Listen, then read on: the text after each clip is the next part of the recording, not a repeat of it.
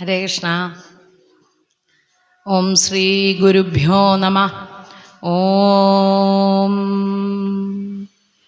ഓം ശ്രീ ഗുരുഭ്യോ നമഃ.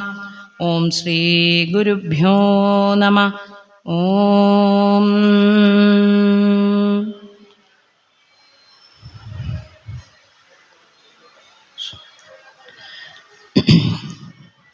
ഹരേ കൃഷ്ണ. എല്ലാവർക്കും നമസ്കാരം.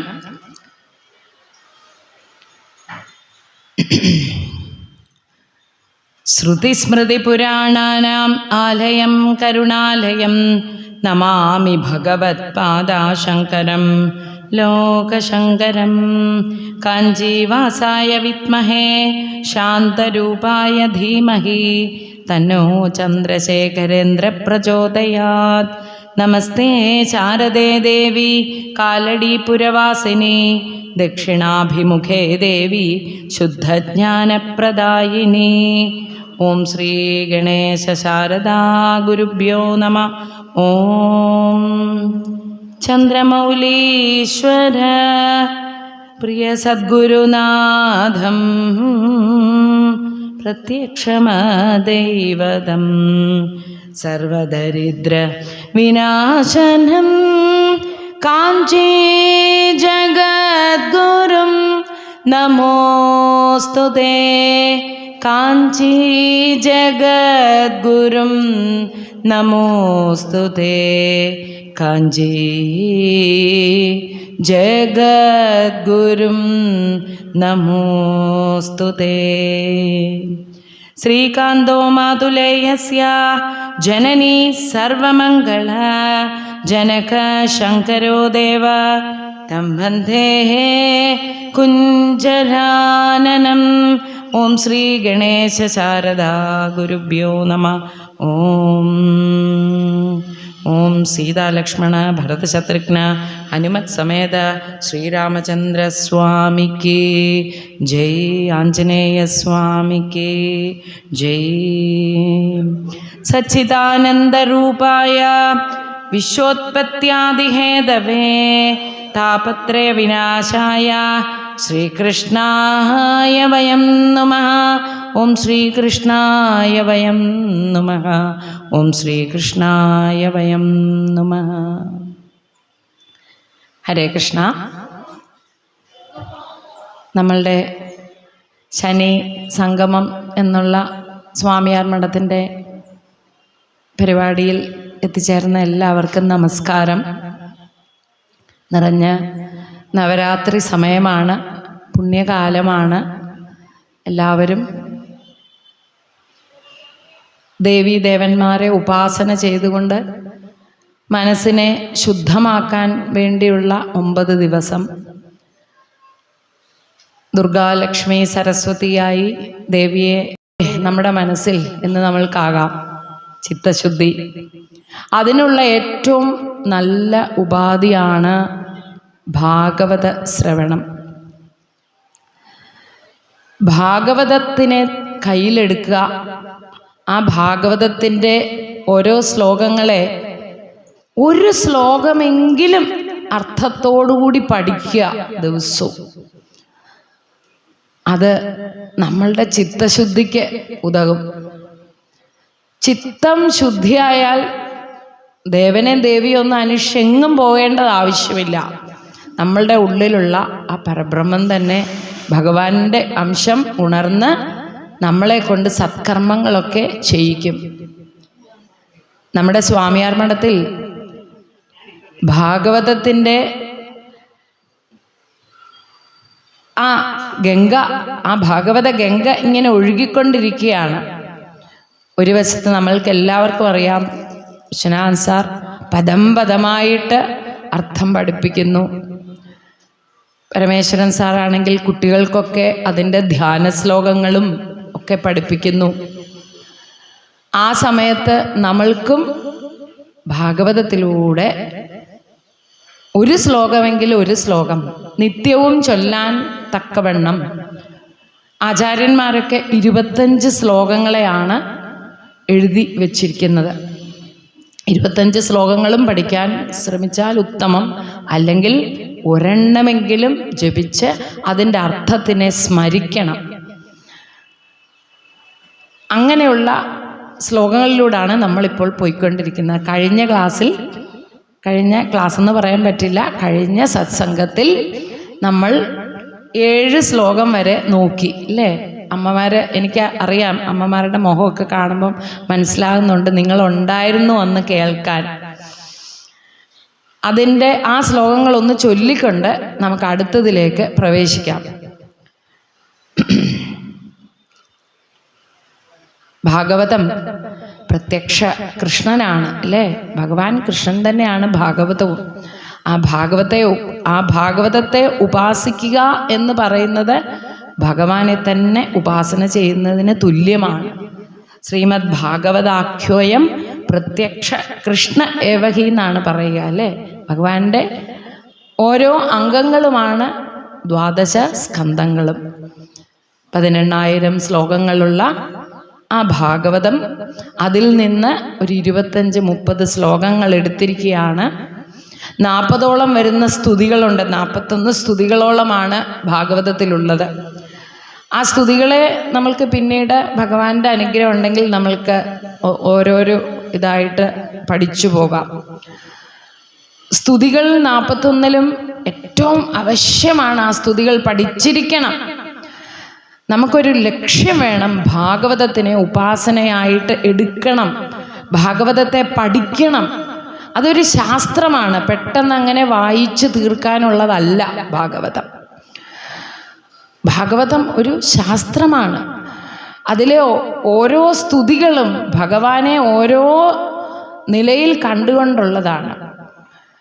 എല്ലാവർക്കും അറിയാം, വേദവ്യാസൻ മനസ്സ് കലങ്ങി മഹാഭാരതം എഴുതി കഴിഞ്ഞ് തൃപ്തിയേ ആയില്ല. വേദങ്ങളെയൊക്കെ അദ്ദേഹം വിഭജിച്ചു.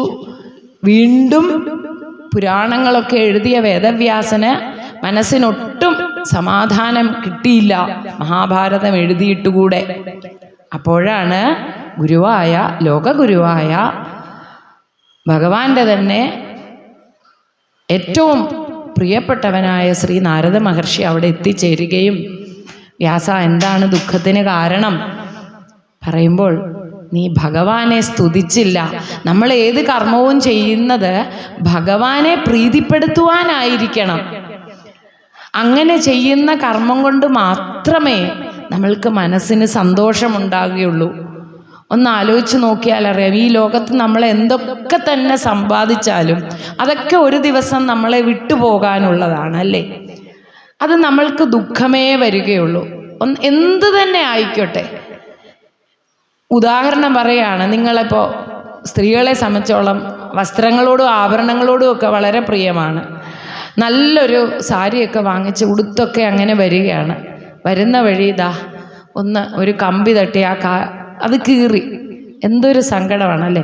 അപ്പം ഈ ലോകത്ത് സമ്പാദിക്കുന്നതൊക്കെ നമ്മളെ വിട്ട് നമുക്കത് ദുഃഖം തരും, ഒരു സന്തോഷം തരും. അത് വാങ്ങിക്കുന്ന സമയത്ത് അല്ലെങ്കിൽ അത് നേടുന്ന സമയത്ത് അത് പോകുമ്പോൾ ഒരു ദുഃഖമുണ്ട്. പക്ഷേ ഭഗവാനെ അറിയുക, ഭഗവാനെ പറ്റി സ്മരിക്കുക, ഭഗവാന്റെ ശ്ലോകങ്ങൾ കീർത്തനം ചെയ്യുക, പാടുക, ഭഗവാന്റെ കഥകൾ കേൾക്കുക, ഭഗവാനെ അങ്ങനെ സ്മരിക്കുക. അത് എന്തെന്നില്ലാത്ത ഒരു ആനന്ദത്തെ നിങ്ങൾക്ക് നൽകും. അത് എത്രയോ ജന്മം ചെയ്ത സുകൃതം കൊണ്ട് മാത്രമേ നമ്മൾക്കത് സാധിക്കുകയുള്ളൂ. അപ്പോൾ ഇങ്ങനെ ഒരു മനുഷ്യജന്മം കിട്ടിയിട്ട് നമ്മൾ ആ ഭാഗവതത്തിനെ കയ്യിലെടുക്കുക എന്ന് പറഞ്ഞാൽ ഭഗവാന്റെ അനുഗ്രഹമായി കരുതി വളരെയധികം വിനയത്തോടുകൂടി ആ ഭാഗവതത്തിനെ നമ്മുടെ നെഞ്ചോട് ചേർത്ത് പിടിക്കണം. അതിലൂടെയാണ് നമ്മളിപ്പോൾ അതിനുള്ളൊരു ശ്രമമാണ് ഈ സ്വാമിയാർ മഠത്തിൽ നമ്മൾക്ക് എല്ലാവരെയും നമ്മളെ ആ ഭഗവാന്റെ അടുത്തേക്ക് എങ്ങനെയെങ്കിലും എത്തിച്ചേർക്കുക.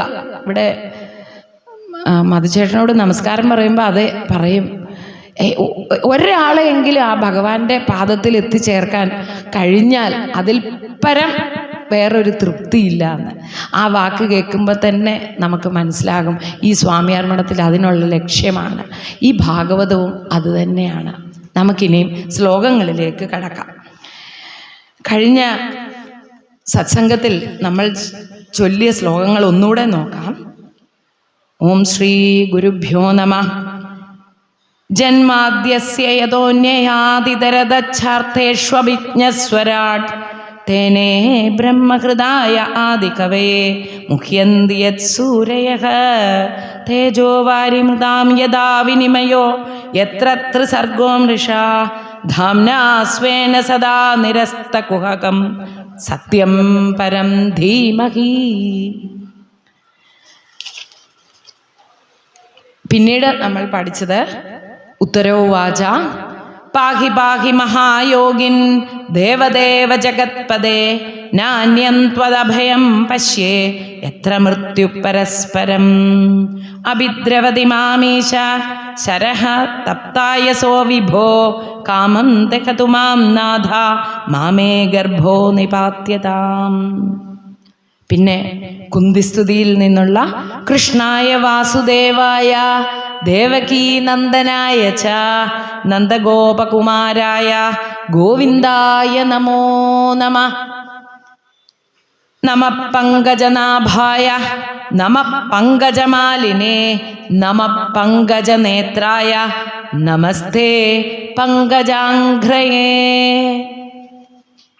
പിന്നീട് ധ്രുവന്റെ ആ സ്തുതിയിൽ വരുന്ന യോന്ത പ്രവിശ്യ മമ വാചമിമാം പ്രസുപ്താം സഞ്ജീവയത്യഖില ശക്തിധരസ്വധാംന അന്യാം ച ഹസ്തചരണശ്രവണത്വഗാദീൻ പ്രാണാൻ നമോ ഭഗവതേ പുരുഷായ തുഭ്യം.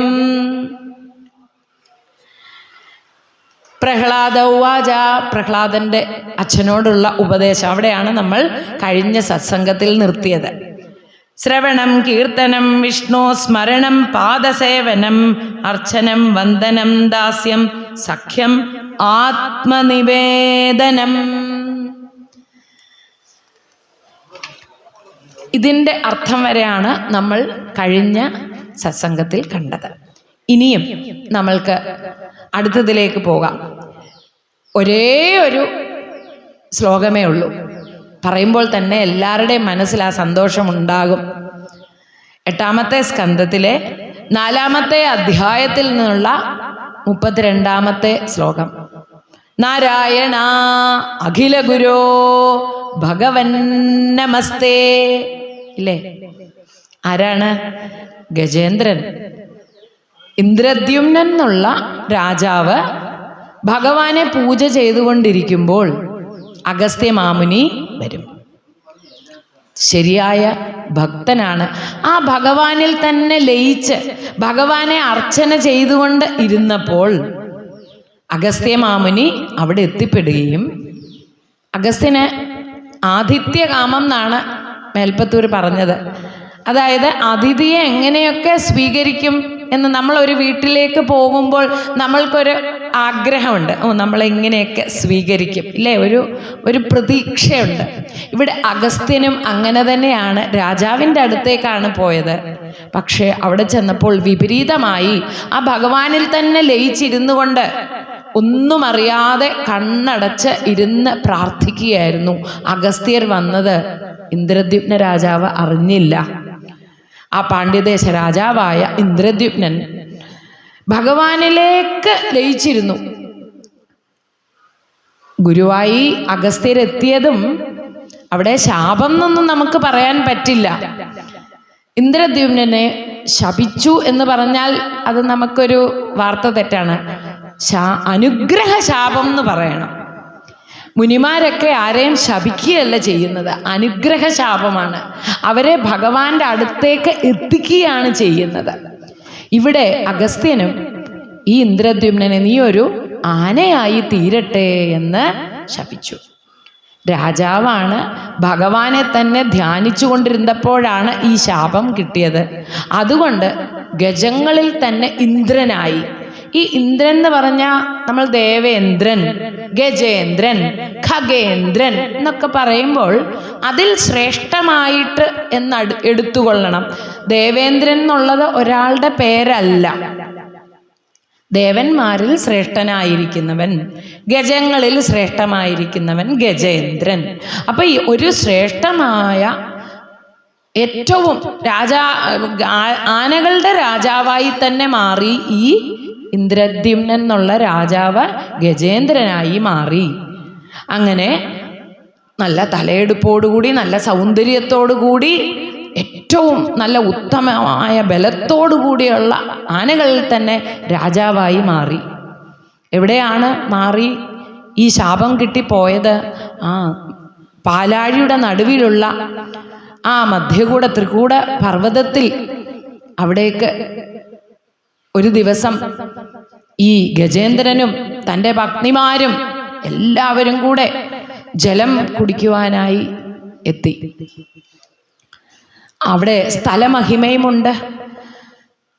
ഉത്തമമായ സ്ഥലമാണ്, പുണ്യമായ സ്ഥലമാണ് പാലാഴിയുടെ മധ്യത്തിലെ ത്രികൂട പർവ്വതം. അവിടെയാണ് ജലം കുടിക്കുവാനായി ഈ രാജാവായ ഇന്ദ്രദ്യുമ്നനായ ഇപ്പം ഗജേന്ദ്രൻ അവിടെ എത്തിച്ചേർന്നു.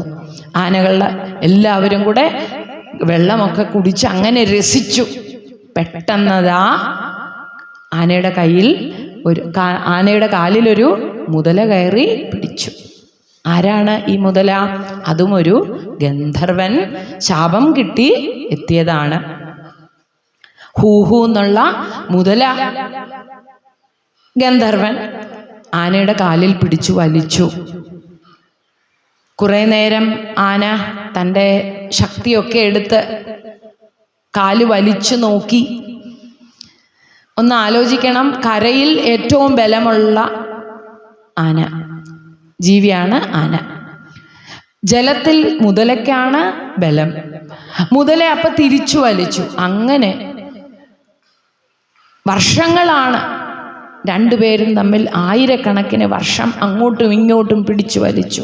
ആദ്യം ഒപ്പമുണ്ടായിരുന്ന എല്ലാ ആനകളും ദേവേന്ദ്രനെ അങ്ങനെ ഈ ഗജേന്ദ്രനെ ഇങ്ങനെ വലിച്ചു. കൂടെ ഇങ്ങനെ ഗജേന്ദ്രൻ മുന്നിൽ നിൽക്കുന്നു, മുതല ഇങ്ങനെ കാലിൽ പിടിച്ചു വലിക്കുന്നു. ചുറ്റും ആനകൾ ഇങ്ങനെ വരിവരിയായി നിന്ന് ഗജേന്ദ്രനെ സഹായിക്കുകയാണ്. എല്ലാവരും തളർന്നു. നമ്മളും ജീവിതത്തിൽ അങ്ങനെയാണ്. ഇവിടെ ഗജേന്ദ്രൻ നമ്മളൊക്കെ തന്നെയാണ്. ഈ സംസാര സാഗരത്തിൽപ്പെട്ട് ഇങ്ങനെ പൊയ്ക്കൊണ്ടിരിക്കുകയാണ്. നമ്മളെ ആപത്ത് വരുമ്പോൾ എല്ലാവരും വരും ഒന്ന് സഹായിക്കാൻ, പക്ഷേ അവസാനം വരെ ആരും കാണില്ല. എപ്പോഴും പൂന്താനത്തിൻ്റെ വരികൾ ഓർക്കണം. കൂടിയല്ല ജനിക്കുന്ന നേരത്തും, കൂടിയല്ല മരിക്കുന്ന നേരത്തും. എല്ലാവരും കൈവിട്ടു. ഗജേന്ദ്രൻ തന്നെയായി ദേഹമൊക്കെ അങ്ങനെ ക്ഷീണിച്ചു തുടങ്ങി. വർഷക്കണക്കിന് രണ്ടുപേരും അങ്ങോട്ടും ഇങ്ങോട്ടും വലിക്കുകയാണ്. ഉടനെ തന്നെ ആ പൂർവജന്മത്തിൻ്റെ കർമ്മഫലം അവിടെ ഭഗവാൻ ഗജേന്ദ്രന് ജന്മത്തിലെ ആ കർമ്മത്തിൻ്റെ വാസന അവിടെ കൊടുക്കുന്നു. ആ ഭഗവാനെ തന്നെ സ്മരിക്കുന്നു. പൂർവജന്മത്തിൽ എന്താണ് ചെയ്തുകൊണ്ടിരുന്നത്? ഭഗവാനെ ഉപാസിക്കുകയായിരുന്നു, അല്ലേ? ആ ഉപാസനയുടെ ഫലം ഇപ്പോൾ അതാ വരികയായി. ഭഗവാനെ തന്നെ മനസ്സിൽ കണ്ടുകൊണ്ട്, എൻ്റെ ശക്തി ഒന്നുമില്ല. നമ്മൾ ഇവിടെ ആലോചിക്കേണ്ടത് അതാണ്. നമ്മളൊക്കെ ഞാനാണ് വലുത് എന്ന് വിചാരിച്ച് ഇവിടെ നടക്കുന്നുണ്ട്. നമ്മൾ ആരെങ്കിലും ആണോ? അല്ല, എല്ലാം ഭഗവാന്റെ നിശ്ചയമാണ്. ആ ഭഗവാൻ ഉള്ളിലുള്ളത് കൊണ്ട് മാത്രമാണ് നമുക്ക് ഈ നടക്കാൻ സാധിക്കുന്നതും സംസാരിക്കാൻ സാധിക്കുന്നതും ഒക്കെ. ഭഗവാൻ നമ്മളുടെ ഉള്ളിൽ നിന്ന് പോയാൽ ആ സത്ത് പോയി. ഗജേന്ദ്രന് അഹങ്കാരമൊക്കെ മാറി ഭഗവാനെ തന്നെ സ്മരിച്ചു. ആ ഭഗവാന്റെ രൂപത്തിനെ മനസ്സിൽ കണ്ടുകൊണ്ട് അവിടെ നിന്ന് ഉത്തമമായ ആ ഒരു താമര, ഏറ്റവും വിശിഷ്ടമായ താമരപ്പൂ ആ തടാകത്തിൽ നിന്നെടുത്ത് ഭഗവാനിലോട്ട് അർപ്പിക്കുന്നു. എന്തു പറഞ്ഞാ അർപ്പിച്ചത്? നാരായണ അഖില ഗുരോ ഭഗവൻ നമസ്തേ. എല്ലാ ദേവന്മാരും പറഞ്ഞു, ഞങ്ങളെ അല്ല വിളിക്കുന്നത്, ഭഗവാനെയാണ് വിളിക്കുന്നത്. ഭഗവാൻ അങ്ങനെ ഗരുഡാരൂഢനായി ഉടനെ തന്നെ വരികയും ആ ഹൂഹു എന്നുള്ള ഗന്ധർവന് ശാപം കിട്ടി. മുതലയായിട്ടിരിക്കുന്ന ആ മുതലയെ തൻ്റെ ചക്രം കൊണ്ട് ഇല്ലാതാക്കി. ഭക്തനെ അങ്ങനെ കൈപിടിച്ച്, ഭഗവാൻ അങ്ങനെ കൈപിടിച്ചാണ് ഭക്തനെ മുകളിലേക്ക് തൻ്റെ രൂപത്തിൽ തന്നെ ആക്കി തീർത്ത് വൈകുണ്ഠത്തിലേക്ക് എടുത്തുകൊണ്ടുപോയി സാരൂപ്യമുക്തിയെ കൊടുക്കുകയാണ് ചെയ്യുന്നത്. നമ്മളും എന്നും താമര വേണമെന്നില്ല. ആ ഹൃദയമാകുന്ന താമരപ്പൂ എടുക്കുക കയ്യിൽ. എന്ത് പുഷ്പമാണോ നമ്മളുടെ കയ്യിലുള്ളത് അത് ഭഗവാന്റെ തൃപാദത്തിൽ വെച്ച് എന്നും പ്രാർത്ഥിക്കണം. നാരായണ അഖില ഗുരു ഭഗവൻ നമസ്തേ, ശ്രീ ഗുരുവായൂരപ്പാ ശരണം എന്ന് പ്രാർത്ഥിക്കുക. സകല പാപങ്ങളും നീക്കി ഭഗവാൻ നമ്മളെ കൈ പിടിച്ച് ആ അന്ത്യകാലത്ത് നമ്മളെ കൊണ്ടുപോവാനായി വേറെ ആരും വരില്ല. പേടിക്കണ്ട. ഒരുപാട് ശ്ലോകങ്ങളൊന്നും അറിയില്ലല്ലോ എന്നുള്ള ഒരു ചിന്തയൊന്നും വേണ്ട. മനസ്സ് ശുദ്ധമാക്കി എന്നും പ്രാർത്ഥിക്കണം. ഇത് നാരായണ അഖില ഗുരു ഭഗവൻ നമസ്തേ. ഇനിയും നമ്മൾക്ക് അടുത്ത ശ്ലോകം പറയുന്നത് 9-ാമത്തെ സ്കന്ധത്തിൽ 5-ാമത്തെ അധ്യായത്തിൽ, കഴിഞ്ഞ സത്സംഗത്തിലും അമ്മമാർ എഴുതിയെടുക്കുന്നുണ്ടായിരുന്നു, അതുകൊണ്ടാണ് വിശദമായി പറയുന്നത്. 9-ാമത്തെ സ്കന്ധത്തിൽ 5-ാമത്തെ അധ്യായത്തിൽ 4-ാമത്തെ ശ്ലോകം. അത് വന്ന്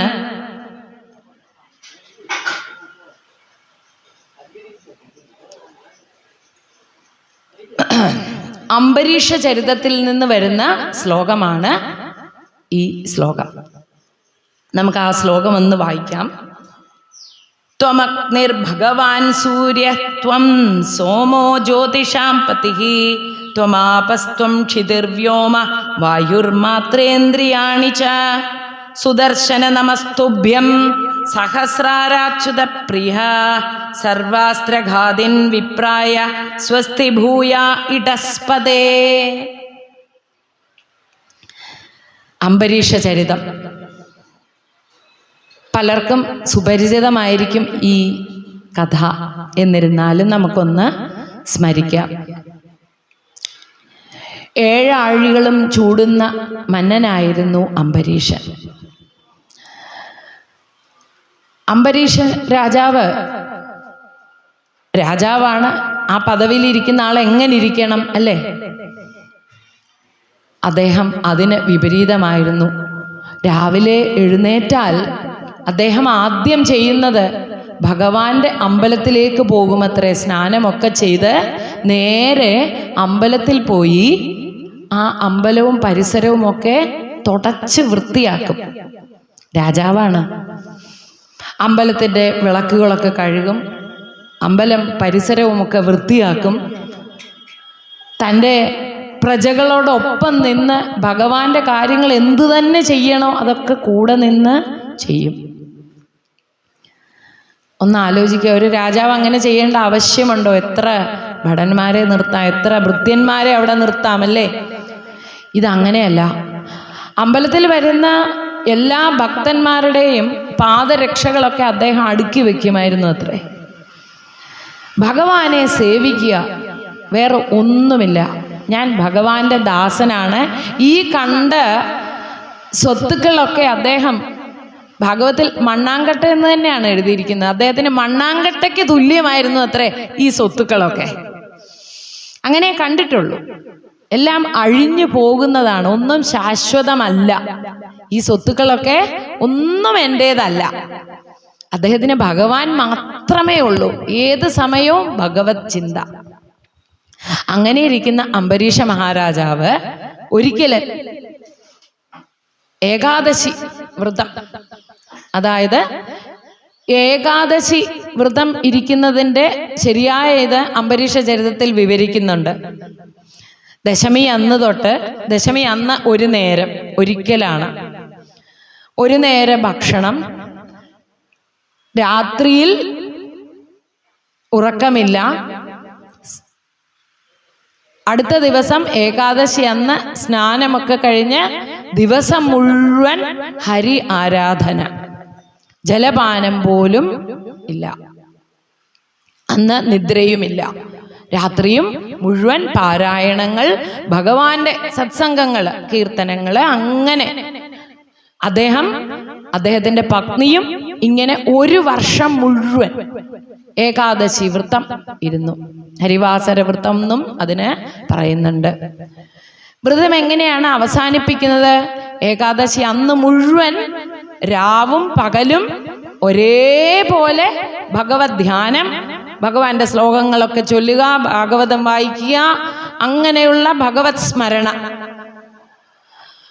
അടുത്ത ദിവസം ദ്വാദശി അന്ന് ഏകാദശി വ്രതം വിടുന്ന സമയം, പാരണാ സമയം, ആ സമയം ബ്രാഹ്മണർക്ക് കൈകാൽ കഴുകി ഭോജനമൊക്കെ കൊടുത്ത് അവർക്ക് വസ്ത്രം വേണ്ട ദാനങ്ങളൊക്കെ ചെയ്ത് അവരെ തൃപ്തി ചെയ്തതിന് ശേഷം മാത്രമാണ് അദ്ദേഹം അവർക്ക് കൊടുത്ത് എല്ലാം കഴിഞ്ഞ് അവരും തൃപ്തിയായതിനു ശേഷം ഒരു ജലം കഴിച്ച് പിന്നെ അദ്ദേഹം ആ പാരണ അവസാനിപ്പിക്കുകയുള്ളൂ. അതിൻ്റെ ആ സമയത്തിനകം അദ്ദേഹം ഇതെല്ലാം ചെയ്തിരിക്കും. ഇങ്ങനെ 1 വർഷം നീണ്ടു നിന്നു. ആ വർഷം 1 വർഷം തുടങ്ങി അടുത്തത് തീരുന്നത് വരെ വ്രതം അവസാനിപ്പിക്കുന്ന ദിവസം, അവസാനത്തെ 12ാമത്തെ ആ വ്രതം തീർക്കുന്ന ദിവസം, നമ്മൾ ഏത് വ്രതം തുടങ്ങിയാൽ അത് അവസാനിപ്പിക്കും അല്ലേ? 1 വർഷം ഒരു കണക്കുണ്ട് അതിനൊക്കെ. അദ്ദേഹം അങ്ങനെ എല്ലാ സജ്ജീകരണങ്ങളൊക്കെ ആയി. അപ്പൊ അതാ ആര് വരുന്നു? ദുർവാസ മഹർഷി വരുന്നു. ദുർവാസാവ് എന്ന് കേൾക്കുമ്പോൾ നമ്മൾക്കെല്ലാം ആദ്യം മനസ്സിലെത്തുന്നത് അങ്ങനെ ഒരു കോപമാണല്ലേ? അങ്ങനെയൊന്നും വിചാരിക്കരുത്. ഭഗവാൻ ദുർവാസാവിനെ അവിടേക്ക് വിട്ടെങ്കിൽ ആ ഭക്തനെ അനുഗ്രഹിക്കാൻ തന്നെയാണ്. എല്ലാ മഹർഷിമാരെയും അയക്കുന്നത് ഭഗവാൻ ആ ഭക്തനെ അനുഗ്രഹിക്കുവാനാണ്. ഇവിടെയും അങ്ങനെ തന്നെയാണ് ദുർവാസാവിന്റെ വരവ്. ദുർവാസാ മുനി വന്നു. അംബരീഷ മഹാരാജാവ് നന്നായി അദ്ദേഹത്തെ നമസ്കാരം ചെയ്ത് സ്വീകരിച്ചിട്ട് ഭോജനം ചെയ്യുവാനായി വിളിച്ചു. എന്തു പറഞ്ഞു? ഞാന് മാധ്യാഹ്ന കർമ്മം ചെയ്തിട്ട് വരാം എന്ന് പറഞ്ഞ് തൻ്റെ ശിഷ്യന്മാരോടൊപ്പം അദ്ദേഹം നടന്നു നീങ്ങി. ഇവിടെ അംബരീഷ മഹാരാജാവ് ഭഗവാന്റെ ശ്ലോകങ്ങളൊക്കെ ജപിച്ച് ധ്യാനിച്ചിരിക്കുകയാണ്. സമയം വൈകുന്നു, അദ്ദേഹം വരാൻ വൈകുന്നു. അവിടെ ദുർവാസാ മുനിയോ അങ്ങനെ ജലത്തിൽ കിടന്ന് ഭഗവാനെ ധ്യാനിച്ചിരുന്നു. ഇവിടെ പല അഭിപ്രായങ്ങളുണ്ട്. മേൽപ്പത്തൂര് എഴുതിയത് എല്ലാവരെയും കുറച്ച് കഷ്ടത്തിലാക്കുന്ന സ്വഭാവമുള്ള ദുർവാസാവ് കുറെ പതുക്കെയാണ് വരാം എന്ന് വിചാരിച്ചത്. ചില ആചാര്യന്മാർ പറയാറുണ്ട് ഇവിടെ അല്ല, അദ്ദേഹം ജലത്തിലിറങ്ങി ഭഗവാനെ ധ്യാനിച്ചപ്പോൾ മറന്നുപോയി, ഭഗവാനിൽ ലയിച്ചു പോയതാണ് എന്നും ഒരു അഭിപ്രായം പറയുന്നുണ്ട്. എന്തായാലും കൊള്ളാം, മുനി എത്തിയില്ല. പാരണ വിടേണ്ട സമയം അതിക്രമിച്ചു. അംബരീഷ മഹാരാജാവിനോട് എല്ലാ ബ്രാഹ്മണരും, ബ്രാഹ്മണ ശ്രേഷ്ഠന്മാരും ഗുരുവര്യന്മാരും ഒക്കെ പറഞ്ഞു എന്താണ് ചെയ്യേണ്ടത്, സമയം പോകുന്നു. ഇത്രയും നാൾ എടുത്ത വ്രതത്തിൻ്റെ ആ അവസാനം നല്ല സദ്ഫലമുണ്ടാകണമെങ്കിൽ എന്താണ് ഇപ്പോൾ ഒരു പോംവഴി? അപ്പോൾ ഗുരുവര്യന്മാരും ബ്രാഹ്മണ ശ്രേഷ്ഠന്മാരും പറഞ്ഞു, മഹാരാജാവേ, അങ്ങ് ഒരു ഉദ്ധരണി ജലം സ്വീകരിക്കുക. ജലം എടുത്തു കഴിഞ്ഞാൽ അത് ഭക്ഷണമാണോ എന്ന് ചോദിച്ചാൽ ഭക്ഷണമല്ല. എന്നാൽ വ്രതം അവസാനിപ്പിച്ചോ എന്ന് ചോദിച്ചാൽ വ്രതം അവസാനിപ്പിച്ചു. രണ്ടിൻ്റെയും ഗുണമായി. അങ്ങ് തീർച്ചയായും ഈ ജലത്തിനെ സേവിക്കുക എന്ന് പറഞ്ഞു. ഉടനെ തന്നെ അദ്ദേഹം ജലം എടുത്ത് സേവിച്ചു. ജലം സേവിക്കേണ്ട താമസം എന്തായി? അവിടെ ദുർവാസാ മുനിക്ക് തൻ്റെ ദിവ്യദൃഷ്ടിയിൽ അറിഞ്ഞു അംബരീഷ മഹാരാജാവ് ആ പാരണ അവസാനിപ്പിച്ചുവെന്ന്. അതികോപത്തോടുകൂടി അദ്ദേഹം തിരിച്ചു വന്ന് അംബരീഷ മഹാരാജാവിനെ നശിപ്പിക്കുവാൻ വേണ്ടിയിട്ട് ആ ഒരു കൃത്യ എന്ന് പറയുന്ന ഒരു രക്ഷസിനെ അങ്ങോട്ട് പടച്ചുവിട്ടു. അംബരീഷ മഹാരാജാവിൻ്റെ ഏറ്റവും വലിയ പ്രത്യേകത, ഭഗവാൻ അദ്ദേഹത്തിൻ്റെ ആ ഭക്തി കണ്ടിട്ട് രാജ്യകാര്യങ്ങളിലൊന്നും ശ്രദ്ധ പോരാ. പക്ഷെ തൻ്റെ ഭക്തനല്ലേ, ഏത് നേരവും രാജ്യകാര്യത്തിൽ ശ്രദ്ധിച്ചുകൊണ്ടിരിക്കാൻ അദ്ദേഹത്തിന് സമയമില്ല, എപ്പോഴും ഭഗവത് ചിന്തയാണ്. അതുകൊണ്ട് തൻ്റെ സുദർശന ചക്രത്തെ തന്നെ അദ്ദേഹം അംബരീഷ മഹാരാജാവിനെ ഏൽപ്പിച്ചിരുന്നു. ആ സുദർശന ചക്രത്തെ അവിടെ വെച്ച് പൂജ ചെയ്തുകൊണ്ട് മാത്രമാണ് അംബരീഷ മഹാരാജാവ് ഇരിക്കുന്നത്. അതുകൊണ്ട് രാജ്യത്തിൽ ഒരു ദാരിദ്ര്യമോ ഒരു കഷ്ടമോ ഇല്ല. സുദർശനമൂർത്തി ഇങ്ങനെ ഇരുന്ന് ആ രാജ്യത്തിനെ മുഴുവൻ സംരക്ഷിക്കുകയാണ്. നോക്കൂ, ഭഗവാൻ തൻ്റെ ഭക്തന് വേണ്ടിയിട്ട് തൻ്റെ ദിവ്യായുധം തന്നെ സമർപ്പിച്ചിരിക്കുകയാണ്. കാരുണ്യമൂർത്തിയാണ് ഭഗവാൻ. ഭഗവാനെ മാത്രം നമ്മൾ സ്മരിച്ചാൽ മതി, നമ്മുടെ കാര്യങ്ങളൊക്കെ അദ്ദേഹം നോക്കിക്കൊള്ളൂ. അംബരീഷിൻ്റെ കഥ തന്നെ പഠിപ്പിക്കുന്നത് അതാണ്. നമ്മൾ ഭഗവാനെ സ്മരിച്ചുകൊണ്ടിരിക്കുക. നമുക്ക് ഈ ഭൂലോകത്ത് ഭുക്തിയെങ്കിൽ ഭുക്തി, മുക്തിയെങ്കിൽ മുക്തി എല്ലാം കൊടുക്കും ഭഗവാൻ. അങ്ങനെയുള്ള അംബരീഷന്റെ അടുത്തേക്ക് ആരാണ് എത്തിയത്? നമ്മുടെ ദുർവാസാവ്. അങ്ങനെ അതികോപത്തോടെ തൻ്റെ തലമുടിയിൽ നിന്ന് ഒരു കൃത്യയെ സൃഷ്ടിച്ച് അങ്ങോട്ട് വിട്ടു. തൻ്റെ ഭക്തന്റെ നേരെ ഒരു ആപത്ത് വന്നാൽ ആര് നോക്കിയിരിക്കില്ല? സുദർശനമൂർത്തി അവിടെ ഉണ്ട്. ഉടനെ തന്നെ സുദർശനമൂർത്തി അങ്ങനെ തൻ്റെ തേജസ്സോടുകൂടി, കോടിക്കണക്കിന് സൂര്യന്റെ തേജസ്സുള്ള സുദർശനമൂർത്തി ഉടനെ കൃത്യയെ നശിപ്പിക്കാനായി എത്തി. കൃത്യയെ നശിപ്പിച്ചു. ഒപ്പം എന്തായി? ദുർവാസാവിനെ നോക്കി. ദുർവാസാവിന് മനസ്സിലായി തൻ്റെ നില ഇപ്പോൾ ആപത്താണ്. അദ്ദേഹം അവിടുന്ന് അങ്ങോട്ട് ഓടാൻ തുടങ്ങി. ഓടി നേരെ കൈലാസത്തിലെത്തി. അദ്ദേഹം പറഞ്ഞു, ഇല്ല, ഇത് എൻ്റെ കയ്യിൽ നിൽക്കുന്നതല്ല, ഒന്ന് വണങ്ങുക മാത്രം ചെയ്തു. ശിവന്റെ പുത്രനാണ്, അംശാവതാരമാണ് ദുർവാസാവ്. അപ്പോ അദ്ദേഹം വണങ്ങുക മാത്രം ചെയ്തു. ഭഗവാന്റെ സുദർശനത്തെ എതിർക്കാൻ ഞാൻ ആളല്ല, ഞാൻ പ്രാപ്തനല്ല എന്ന് പറയേണ്ട താമസം ബ്രഹ്മാവിൻ്റെ അടുത്ത്, ശിവന്റെ അടുത്ത് നേരെ എല്ലായിടത്തും ഓടിപ്പോയപ്പോൾ ഒറ്റ ഉത്തരം, ഭഗവാനെ തന്നെ സമീപിക്കൂ, ഞങ്ങൾക്കൊന്നും ചെയ്യാൻ പറ്റില്ല. സുദർശനമൂർത്തി ഓടി. അവിടെ പുറകെ സുദർശനം പുറകെയുണ്ട്, ദുർവാസാവിൻ്റെ പുറകെ സുദർശനമൂർത്തി. തിരിഞ്ഞു നോക്കിക്കണ്ട ദുർവാസ. ഒന്ന് ആലോചിക്കണം, സത്യലോകം കൈലാസം ഒക്കെ പോയി, നേരെ വൈകുണ്ഠത്തിലേക്ക് പോയി. വൈകുണ്ഠത്തിലെത്തി നാരായണ എന്ന് വിളിച്ച് നമസ്കരിച്ചു. എന്താ ദുർവാസാവേ എന്ന് ചോദിച്ചപ്പോൾ, എൻ്റെ പിന്നിൽ സുദർശനമൂർത്തിയുണ്ട് എന്ന് പറഞ്ഞപ്പോൾ ഭഗവാൻ, അവിടെ എല്ലാം അറിയാവുന്ന ഭഗവാൻ ഒന്നു മാത്രം പറഞ്ഞു, ദുർവാസാവേ, അറിവ് മാത്രം പോരാ, കുറെ വിനയവും വേണം മനുഷ്യന്. അറിവ് മാത്രം ഉണ്ടായാൽ പോരാ, വിനയവും വേണം. ഞാൻ ആരാണ്? ഞാൻ ഭക്തന്റെ ദാസനാണ്. ഞാൻ വേറെ ആരുടെയും ദാസനല്ല, ഭക്തദാസനാണ്. അതുകൊണ്ട് എൻ്റെ ഭക്തന്റെ അടുത്തേക്ക് പോയിക്കൊള്ളുക. അംബരീഷന് മാത്രമേ എന്തെങ്കിലും ചെയ്യാൻ സാധിക്കുകയുള്ളൂ. ഭഗവാൻ ഒന്ന് ആലോചിക്കണം, ഭക്തദാസനാണ്. നമ്മുടെ മുന്നിൽ തന്നെയുണ്ട് കുറൂരമ്മയും മറ്റും, ഇല്ലേ? എന്തും ചെയ്യും, ഭക്തന് വേണ്ടിയിട്ട് എന്തും ചെയ്യും. കരുണാമയനാണ് ഭഗവാൻ. ഞാൻ ഭക്തദാസനാണ്, അറിവ് മാത്രം പോരാ, വിനയവും കൂടെ വേണം എന്നുള്ള വലിയ കഥ പഠിപ്പിച്ചു. എന്നിട്ട് അവിടുന്ന് നേരെ ഭക്തനായ അംബരീഷന്റെ കാലിൽ വന്ന് വീണു ദുർവാസാമുനി. അംബരീഷ മഹാരാജാവ് തിരിച്ചു കാലിൽ വീണു. ഇല്ല, ഒന്നും അങ്ങ് എൻ്റെ കാലിൽ വീഴാൻ പാടില്ല. സുദർശനമൂർത്തിയെ നോക്കിക്കൊണ്ട് അപ്പോൾ അംബരീഷൻ ചെയ്യുന്ന സ്തുതിയാണ് ഈ ശ്ലോകം. ത്വം അഗ്നിർ ഭഗവാൻ സൂര്യഃ ത്വം സോമോ ജ്യോതിഷാം പതിഃ ത്വം ആപസ്ത്വം ക്ഷിതിർ വ്യോമ വായുർമാത്രേന്ദ്രിയാണി ച. അങ്ങ് തന്നെയാണ് അഗ്നിയും ഭഗവാനെ, അങ്ങ് തന്നെയാണ് സൂര്യനും, അങ്ങ് തന്നെയാണ് സോമനും, അങ്ങ് തന്നെയാണ് ജ്യോതിഷാമ്പതിയും, അങ്ങ് തന്നെയാണ് ജലവും ഭൂമിയും, ഈ പഞ്ചഭൂതങ്ങളും അങ്ങ് തന്നെയാണ്.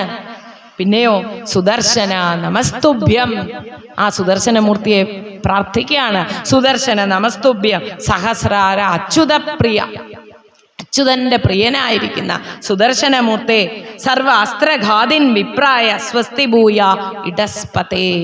എല്ലാ അസ്ത്രങ്ങളെയും ഇല്ലാതാക്കുന്ന, എല്ലാ തടങ്കലെയും ഇല്ലാതാക്കണം. ഈ ബ്രാഹ്മണനെ ഇപ്പോൾ നിങ്ങൾ വിട്ടയക്കണം എന്ന് സുദർശനമൂർത്തിയോട് പ്രാർത്ഥിക്കുന്നത് ശ്ലോകം നമ്മൾ എന്നും ഈ അംബരീഷന്റെ കഥ ഒന്ന് സ്മരിക്കണം. അതുകൊണ്ടാണ് ഞാൻ ഈ ശ്ലോകത്തിനൊപ്പം പറഞ്ഞത്. നമ്മൾ ഈ ശ്ലോകം പറയുമ്പോൾ നമ്മൾ അറിയാതെ നമ്മുടെ ഉള്ളിൽ ഈ കഥയും നമ്മുടെ മനസ്സിലുണ്ടാകും. എപ്പോഴും ഒരു ശ്ലോകം വായിക്കുമ്പോൾ ആ കഥയും മനസ്സിലുണ്ടായാൽ ഗുണമെന്താണ്? നമുക്ക് ഇവിടെ ആ വിനയം, എന്ത് അറിവ് മാത്രം പോരാ, നമുക്ക് ഒരുപാട് അറിവാകാം, ചിലപ്പോൾ സമ്പത്താകാം, ചിലപ്പോൾ കുലമഹിമയാകാം. ഇതൊന്നുമല്ല നമ്മൾക്ക് എല്ലാം നേടിത്തരുന്നത്. എന്താണ്? വിനയം. ആ വിനയത്തോടുകൂടി ഭഗവാനെ വിളിക്കുക. അതിനു വേണ്ടിയിട്ടാണ് ഈ സുദർശനത്തിന്റെ ഈ സ്തുതിയോടൊപ്പം ഈ കഥയും ഇപ്പോൾ നമ്മൾ സ്മരിക്കുകയുണ്ടായത്. സുദർശനമൂർത്തിയുടെ ഈ ശ്ലോകം ജപിക്കുക. അവിടെ നല്ല സ്തുതിയാണത്. എന്നും പ്രാർത്ഥിക്കുക. ഉത്തമം. നമുക്കുണ്ടാകുന്ന എല്ലാ അപകടങ്ങളെയും ഇല്ലാതാക്കും സുദർശനമൂർത്തി. സർവത്ര ഗോവിന്ദനാമ സങ്കീർത്തനം. ഗോവിന്ദ ഗോവിന്ദ. അടുത്ത ശ്ലോകം സ്കന്ധം 8 9 അധ്യായം 24 അധ്യായം. സ്കന്ധം 8 24 അധ്യായം 49 ശ്ലോകം. ഒന്നുകൂടെ പറയാം. സ്കന്ധം 8 24 അധ്യായം 49 ശ്ലോകം. ന യത് പ്രസാദായുധഭാഗലേശമന്യേ ച ദേവാ ഗുരവോ ജനാസ്വയം കർത്തും സമേതാ പ്രഭവന്തി പുംസ തമീശ്വരം ത്വാം ശരണം പ്രപദ്യേ.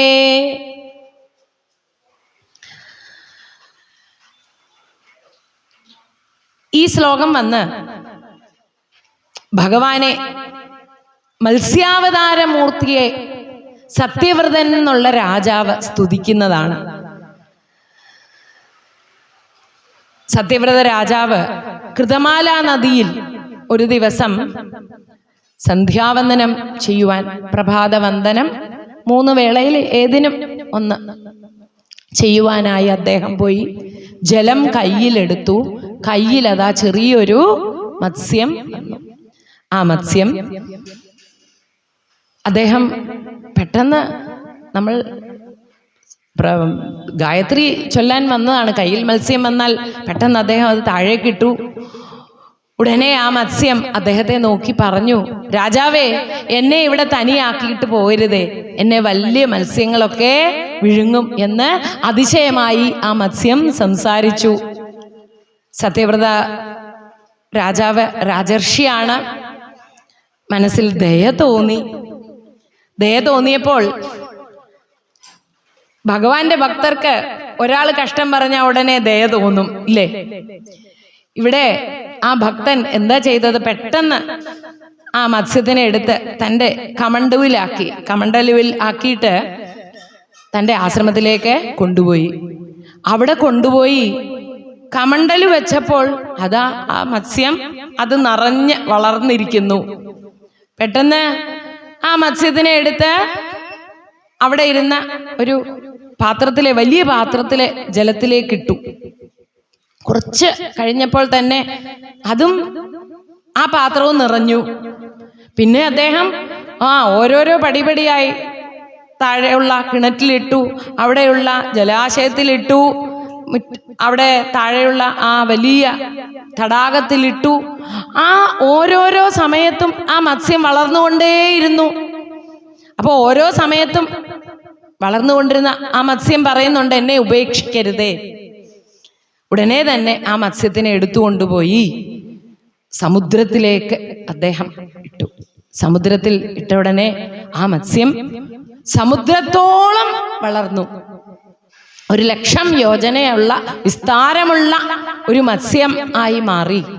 ഉടനെ തന്നെ ആ സത്യവ്രത മഹാരാജാവ് നമസ്കരിച്ചു. അങ്ങ് സാധാരണ മത്സ്യമല്ല എന്നെനിക്ക് മനസ്സിലായി. ഉടനെ തന്നെ ശംഖചക്ര ഗദാധാരിയായി ആ മത്സ്യാവതാര മൂർത്തിയായി സത്യവ്രത മഹാരാജാവിന് ദർശനം കൊടുക്കുന്നു. ദർശനം കൊടുത്തപ്പോൾ ഒന്ന് പറഞ്ഞു, എന്താണ് വേണ്ടത്, വരം വേണ്ടത് ചോദിച്ചപ്പോൾ പറഞ്ഞു, എനിക്ക് ഈ പ്രളയകാലം ഒന്ന് കാണുകയും വേണം, ആ പ്രളയകാലത്ത് എല്ലാ ലോകങ്ങളും ഒന്ന് കാണണം എന്ന്, ജ്ഞാനോപദേശവും ലഭിക്കണം എന്ന് പറഞ്ഞപ്പോൾ ഭഗവാൻ പറഞ്ഞു, നീക്ക് കാത്തിരുന്നു കൊള്ളുക, എന്നെ തന്നെ സ്മരണ ചെയ്തുകൊണ്ടിരുന്നു കൊള്ളുക. 7-ാം ദിവസം പ്രളയമുണ്ടാകും, ആ പ്രളയത്തിൽ ഞാനെത്തും, ഭൂമിദേവി തോണിയായി വരും, ആ തോണിയിൽ കയറിക്കൊള്ളുക എന്ന് പറഞ്ഞ് ഭഗവാൻ അപ്രത്യക്ഷമാകുന്നു. 7-ാം ദിവസം ഭഗവാനെ തന്നെ സ്മരിച്ചുകൊണ്ട് 7 ദിവസം സത്യവ്രത മഹാരാജാവ് അങ്ങനെ കഴിച്ചുകൂട്ടി. 7-ാം ദിവസം മഹാപ്രളയം എത്തി. പ്രളയത്തിൽ അങ്ങനെ സത്യവ്രത രാജാവ് മുങ്ങി പൊങ്ങിയപ്പോൾ അതാ തോണിയിൽ ഒരു ഭൂമിദേവി തന്നെ തോണിയായെത്തി.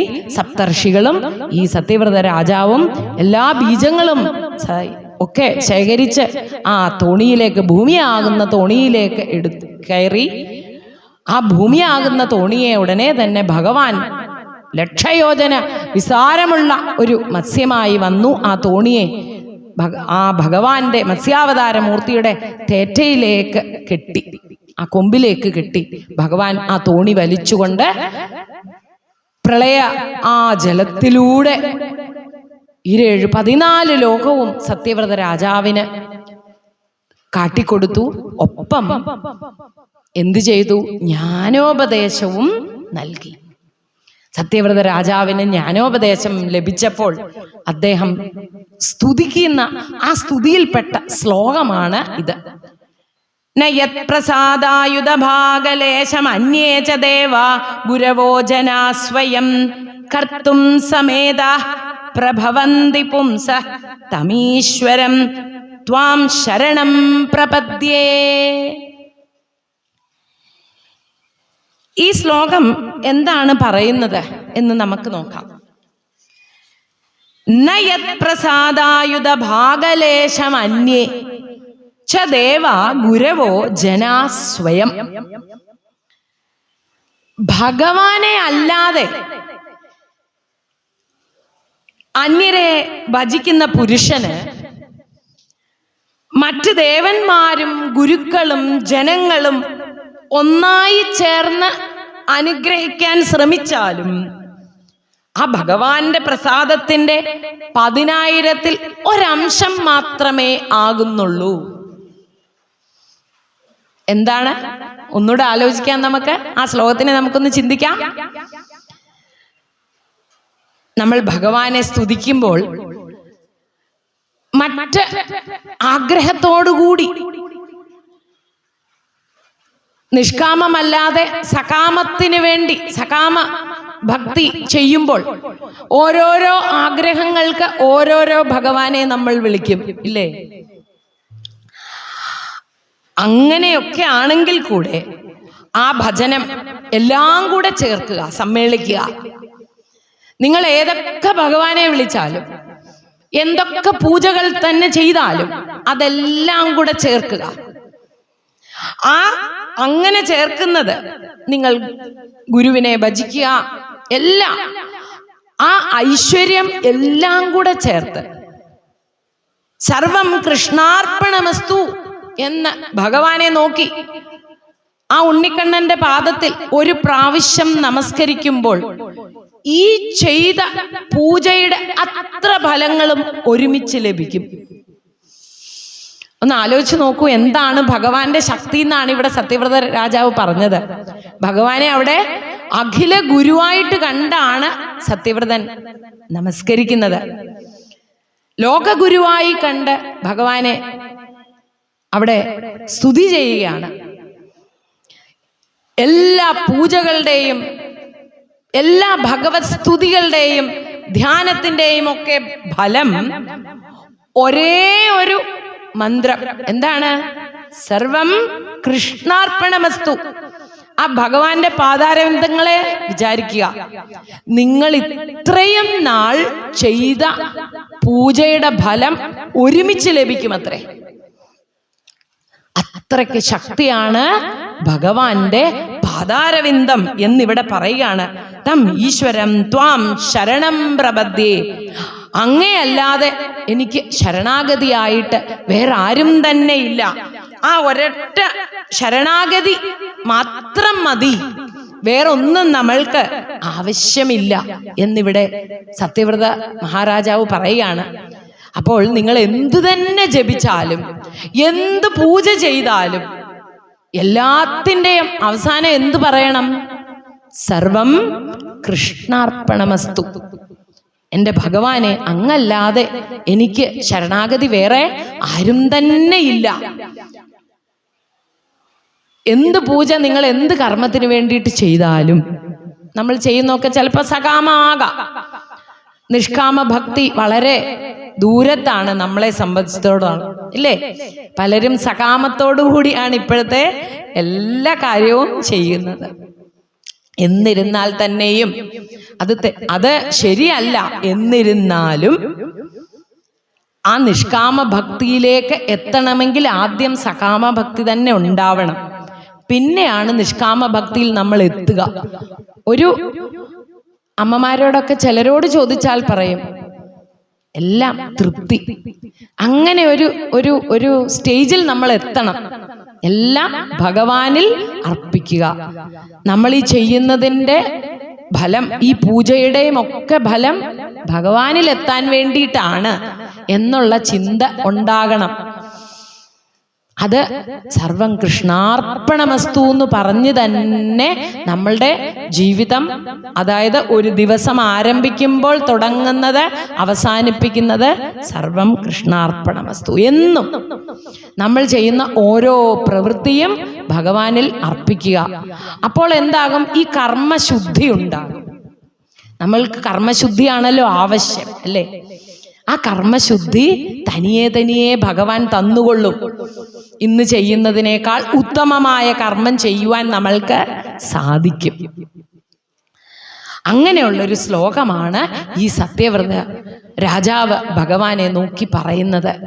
എല്ലാ പൂജയും ചെയ്യുന്നതിൻ്റെ ഇരട്ടി ഫലമാണ് ഭഗവാനെ. ആ ഫലം നൽകാൻ ശക്തിയുള്ളവനാണ് അങ്ങ്. സർവേശ്വരനും പരമഗുരുവുമായ അങ്ങയ്ക്ക് നമസ്കാരം. നമ്മളുടെ എല്ലാം ഗുരു ഭഗവാൻ തന്നെയാണ്, പരമഗുരു. നമുക്കെല്ലാം ഓരോ ഗുരുവുണ്ട്. ആ ഗുരുവിന് മേലിരിക്കുന്ന പരമഗുരു ആയ അങ്ങയ്ക്ക് നമസ്കാരം എന്ന് സത്യവ്രത രാജാവ് ഇവിടെ പറയുന്ന ഈ ശ്ലോകം നമ്മൾ എപ്പോഴും സ്മരിക്കുക. എന്താണ് സ്മരിക്കേണ്ടത് അവിടെ? ഭഗവാനിലുള്ള അർപ്പണ മനോഭാവം.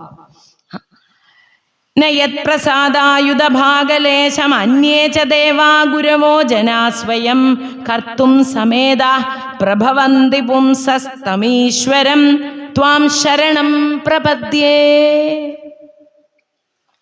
ഇനി നമ്മൾക്ക് അടുത്തത് വളരെ ചുരുങ്ങിയ ശ്ലോകങ്ങളെ എടുത്തിട്ടുള്ളൂ ഇവിടെ.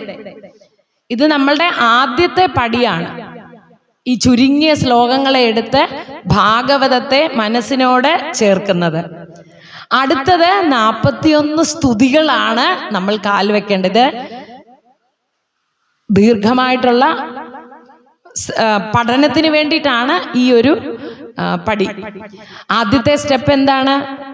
ചെറിയ ശ്ലോകങ്ങളെ മനസ്സിലാക്കുക, കഥകളെയൊക്കെ ഉൾക്കൊള്ളുക. പിന്നെ 41 സ്തുതികളെ മനസ്സിലാക്കുക, നല്ലപോലെ ആ സ്തുതികളെ പഠിക്കുക. പിന്നെ ഭാഗവതം മുഴുവൻ പഠിക്കാനായിട്ട് നമ്മൾക്ക് ഭഗവാൻ സമ്മതിക്കും, ഭഗവാൻ അതിനെ അനുഗ്രഹിക്കും. അതാണ് അതിൻ്റെ ഒരു പടിയാണ് ഈ പറഞ്ഞ് പോകുന്നത്. അടുത്തത് നമുക്കെല്ലാം അറിയാവുന്ന ശ്ലോകമാണ്, മിക്കവരുടെയും ദിവസവുമുള്ള പ്രാർത്ഥനയിലുള്ള ശ്ലോകമാണ്. സ്കന്ധം 10 3-ാമത്തെ അധ്യായത്തിലെ 9ഉം 10ഉം ശ്ലോകങ്ങൾ. തമദ്ഭുതം ബാലകം അംബുജേക്ഷണം ചതുർഭുജം ശംഖഗദാദ്യുതായുധം ശ്രീവത്സലക്ഷ്മം ഗളശോഭികൗസ്തുഭം പീതാംബരം സാന്ദ്രപയോധ സൗഭഗം മഹാർഹ വൈഡൂര്യ കിരീട കുണ്ടലത്വിഷ പരിഷ്വക്ത സഹസ്ര കുന്തളം ഉദ്ദാമ കാഞ്ച്യംഗത കങ്കണാദിഭി വിരോചമാനം വസുദേവ ഐക്ഷത. അമ്മമാരൊക്കെ എന്നും ചൊല്ലുന്ന ശ്ലോകമാണല്ലേ. ഭഗവാന്റെ ജനനത്തിന്റെ ആ ദശമസ്കന്ധം, 12 സ്കന്ധങ്ങളും ഭഗവാന്റെ അംഗങ്ങളാണ്, അവയവങ്ങളാണെന്ന് പറയുമ്പോൾ ദശമസ്കന്ധം ഭഗവാന്റെ മുഖമാണ്. ദശമസ്കന്ധത്തിന്റെ പ്രത്യേകത എന്താ? മുഖത്തിന്റെ പ്രത്യേകത എന്താ? നമുക്ക് എങ്ങനെയാണ് ഒരാളെ അറിയുന്നത് അല്ലേ? അദ്ദേഹത്തിന്റെ മുഖം വെച്ചിട്ടാണ്. നമ്മുടെ പഞ്ചേന്ദ്രിയങ്ങളിലെ കണ്ണ്, മൂക്ക്, ചെവി, നാക്ക്, ത്വക്ക് എല്ലാം കൂടെ ചേരുന്നതും മുഖത്തിലാണ് അല്ലേ? അപ്പോ ഭാഗവതത്തിന്റെ മുഖം എന്താണ്? ദശമ സ്കന്ധം, 10ാമത്തെ സ്കന്ധം. അതെന്താണ്? വ്യാസൻ എഴുതിയിരിക്കുന്നത് മുഴുവൻ ഭഗവാന്റെ ചരിത്രമാണ്, സാക്ഷാൽ കൃഷ്ണലീലയാണ്. ഭഗവാൻ കൃഷ്ണന്റെ ചരിതമാണ് ദശമസ്കന്ധം. ആ ദശമസ്കന്ധം ആരംഭിക്കുന്നതിന് മുമ്പ് 9മസ്കന്ധത്തിൽ എല്ലാ രാജാക്കന്മാരുടെയും ചന്ദ്രവംശത്തിൻ്റെയും സൂര്യവംശത്തിൻ്റെയും ഒക്കെ ആ രാജാക്കന്മാരുടെ കഥകളൊക്കെ പറഞ്ഞ് നമ്മളുടെ മനസ്സിനെ അങ്ങനെ ഭഗവാന്റെ തൃപ്പാദത്തിൽ കൊണ്ടുവയ്ക്കും വ്യാസമഹർഷി. നമ്മുടെ മനസ്സിനെ അങ്ങനെ ആ തൃപ്പാദത്തിൽ വെച്ച് നിരോധം എന്നുള്ള ലക്ഷണമാണ് ദശമസ്കന്ധം അല്ലേ? എന്താണ് നിരോധം? ആ തടസ്സമൊക്കെ മാറ്റി. എന്തിനുള്ള തടസ്സം? നമുക്ക് മുക്തി ലഭിക്കുവാനുള്ള തടസ്സത്തിനെ മാറ്റുന്ന, നമ്മുടെ മനസ്സിനെ അങ്ങനെ ഭഗവാന്റെ പാദത്തിൽ അങ്ങനെ കെട്ടിയിടുന്ന ദശമസ്കന്ധം. ദശമസ്കന്ധം അറിഞ്ഞ് പഠിക്കുക. പഠിച്ചു കഴിഞ്ഞാൽ പിന്നെ നമുക്ക് ഒന്നിനോടും ഒരാശയും തോന്നില്ല. ആ ഭഗവാൻ മാത്രം മതിയെന്ന് നമ്മൾ എത്തിച്ചേരും. ഈ കാണുന്നതൊക്കെ ഭഗവാനാണ് എന്നുള്ള തിരിച്ചറിവ് നമുക്കുണ്ടാകും. എല്ലാം ഭഗവാനാണ്, എൻ്റെ ഉള്ളിൽ നിറഞ്ഞിരിക്കുന്നത് ഭഗവാനാണ്. തിരിച്ച് ഞാൻ വന്നിടത്തിലേക്ക് പോകണം, ഭഗവാനിൽ തന്നെ ലയിക്കണം. അതിനുള്ള ഏറ്റവും നല്ല വഴിയാണ് ദശമസ്കന്ധം അറിഞ്ഞു പഠിക്കുക, അതിനെ മനസ്സിലാക്കുക, ഭഗവാന്റെ കഥകളെ മനസ്സിലാക്കുക. ആ 90 അധ്യായങ്ങളാണ് വ്യാസമഹർഷി എഴുതിയിരിക്കുന്നത്. ആ 90 അധ്യായങ്ങൾ 30 മനസ്സിൽ കരുതുക. തമോ ഗുണം ഇല്ലാതാക്കുക, 30 രജോ ഗുണം എത്തിച്ചേരും നമ്മളപ്പോ. തമോ ഗുണം എന്ന് പറഞ്ഞാൽ ഏറ്റവും ആലസ്യമാണ് ഏറ്റവും വലിയ തമോ ഗുണം, മടി. ഇന്ന് വേണ്ട നാളെ ഇല്ലേ എല്ലാം. ആ തമോ ഗുണങ്ങളെ, കാമക്രോധ ലോഭാദികളെ ഒക്കെ ഇല്ലാതാക്കി രജോ ഗുണം എല്ലാം വേണം എന്നുള്ള ഒരു, നമുക്കത് ചെയ്യണം, അങ്ങനെ ഇത് വേണം എന്നുള്ള ഒരു പടി വരെ എത്തും. ആ രജോ ഗുണത്തിനെയും ഇല്ലാതാക്കി സത്വഗുണത്തിൽ എത്തിച്ചേർക്കും.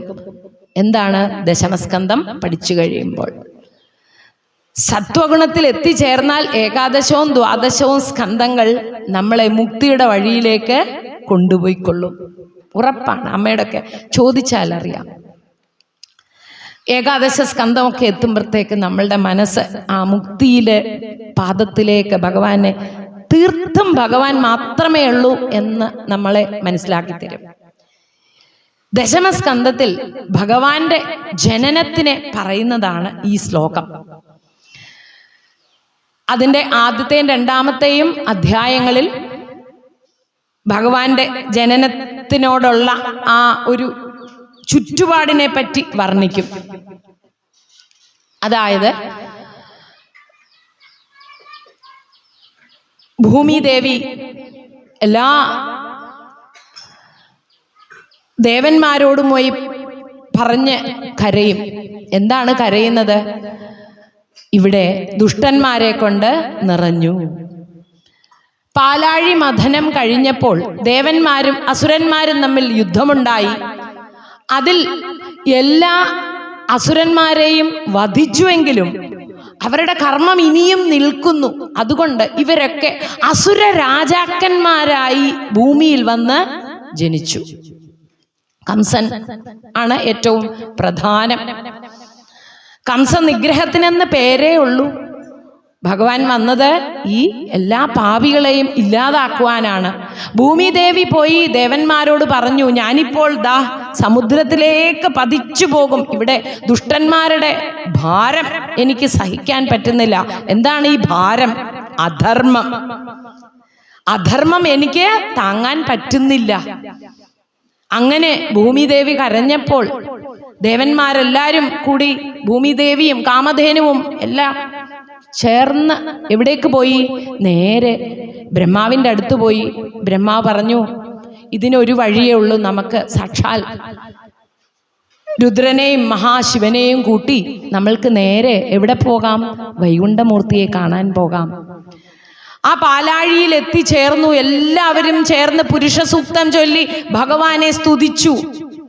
അങ്ങനെ കണ്ണടച്ച് ഏക മനസ്സോടുകൂടി സ്തുതിക്കണം. നമ്മളതാണ് സമൂഹ പ്രാർത്ഥന. അങ്ങനെയാണ്, ഏക മനസ്സോടുകൂടി ഭഗവാനെ പ്രാർത്ഥിക്കണം. ഫലം ഭഗവാൻ അവിടെ പ്രത്യക്ഷപ്പെട്ടു പോലുമില്ല. ബ്രഹ്മാവിന്റെ മനസ്സിലിരുന്നു പറഞ്ഞു, ഞാൻ അവതരിച്ചു കൊള്ളാം, ഭൂമിയിൽ ഞാൻ അവതരിക്കാം, ഒപ്പം നിങ്ങളെല്ലാവരും ഉണ്ടായിരിക്കണം. ദേവകി വസുദേവന്മാരുടെ പുത്രനായി ഞാൻ ഭൂമിയിൽ അവതരിക്കുന്നുണ്ട്. ആ സമയം നിങ്ങളെല്ലാവരും എൻ്റെ ഒപ്പം ഭൂമിയിൽ വരണം. എല്ലാ ദുഷ്ടന്മാരെയും ഞാൻ നിഗ്രഹിക്കുന്നുണ്ട് എന്ന് ഭഗവാൻ ബ്രഹ്മാവിനോട് പറയുകയും ബ്രഹ്മാവ് ഉടനെ തന്നെ എല്ലാ ദേവന്മാരോടും ഈ കാര്യം ഉണർത്തിക്കുകയും ചെയ്യുന്നു. അങ്ങനെ ദേവന്മാരെല്ലാം തിരിച്ച് സന്തോഷമായി തിരിച്ചുപോയി. കാലം വന്നു ചേർന്നു. അങ്ങനെ മധുരാപുരിയിൽ കാലമൊക്കെ വന്നു ചേർന്നപ്പോൾ അതിൻ്റെ മുന്നോടിയായി ആദ്യം ബലരാമസ്വാമി അവതരിക്കണം. പിന്നീട് വേണം ഭഗവാൻ വരാൻ, അല്ലേ? അങ്ങനെയാണല്ലോ പതിവ്. ആദ്യം ആദിശേഷൻ വരണം, പിന്നെ ഭഗവാൻ വരണം.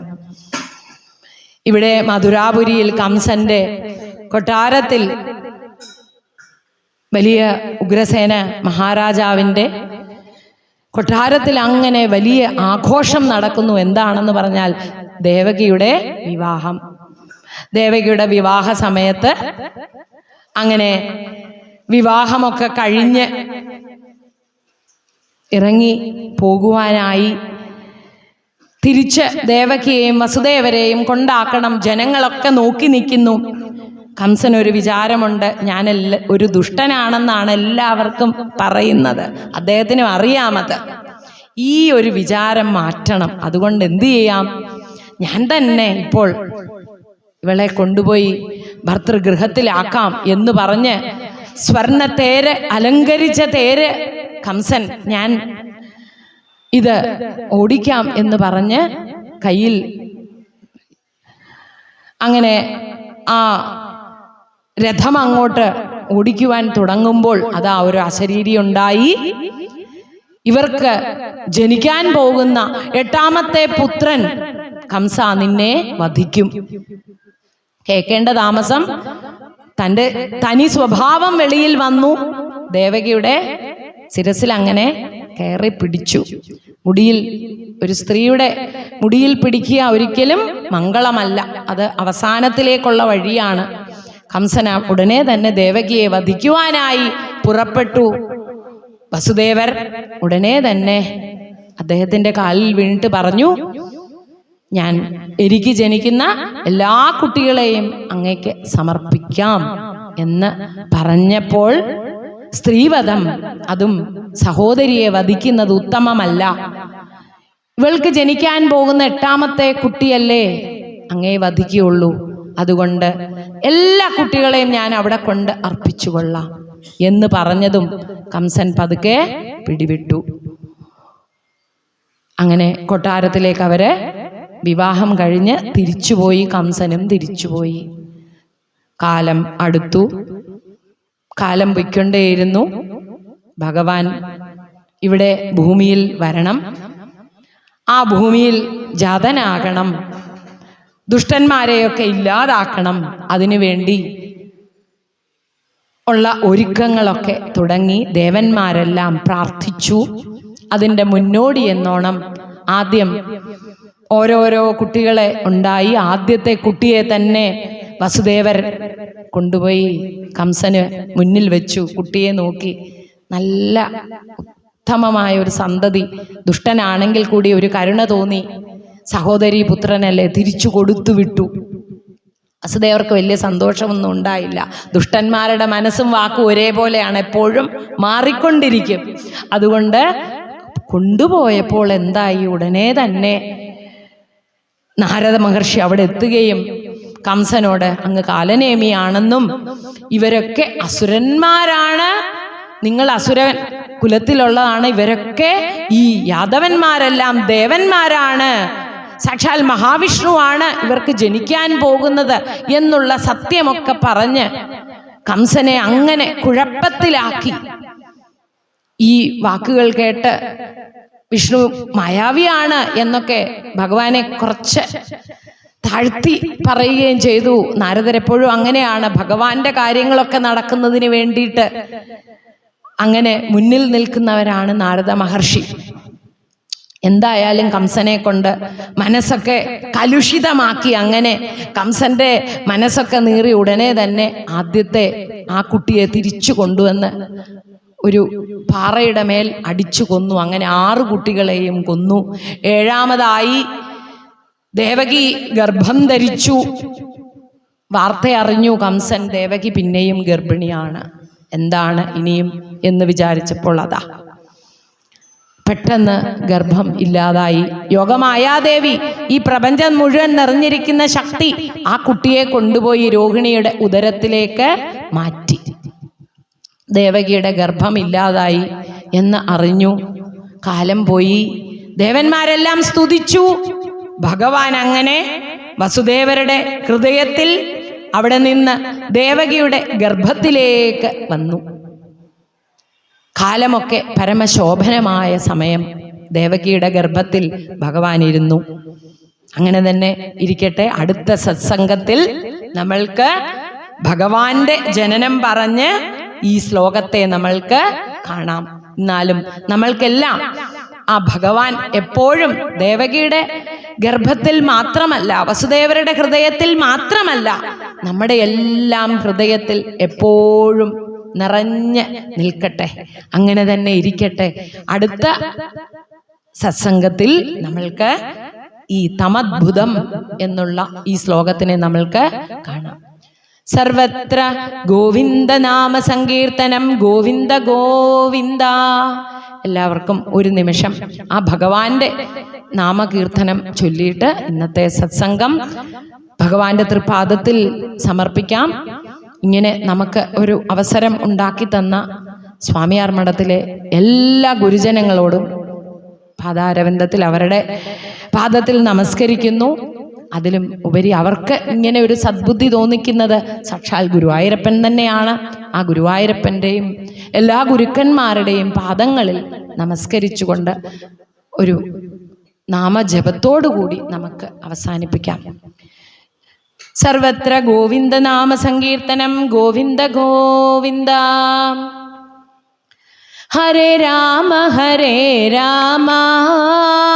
രാമ രാമ ഹരേ ഹരേ, ഹരേ കൃഷ്ണ കൃഷ്ണ കൃഷ്ണ ഹരേ ഹരേ ഹരേ രാമ രാമ രാമ ഹരേ ഹരേ ഹരേ കൃഷ്ണ കൃഷ്ണ കൃഷ്ണ ഹരേ ഹരേ ഹരേ രാമ രാമ രാമ ഹരേ ഹരേ ഹരേ കൃഷ്ണ കൃഷ്ണ കൃഷ്ണ ഹരേ ഹരേ. ഓം ശ്രീ ഗുരുവായൂരപ്പ ശരണം. ശ്രീ ഗുരുഭ്യോ നമഃ. ഓം ഹരേ കൃഷ്ണ.